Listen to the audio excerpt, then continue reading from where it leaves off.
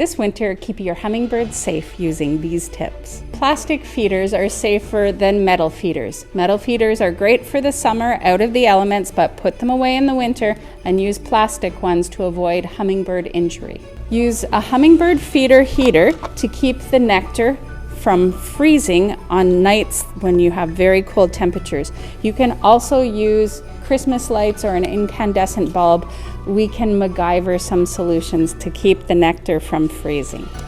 When the temperature really dips below, you can help your hummingbird feeder with tin foil by insulating this little light bulb, and I've just used a sock to wrap the heater so that there is not a lot of heat lost out the sides, and that the heat can continue to rise up and warm the nectar. The best hummingbird mixture is 4 parts water to 1 part white sugar. Please don't use molasses or honey or increase that ratio.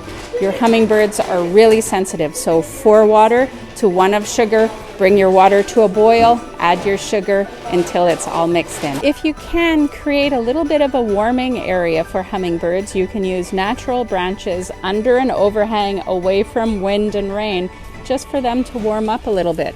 Share with us some of your ingenious ideas.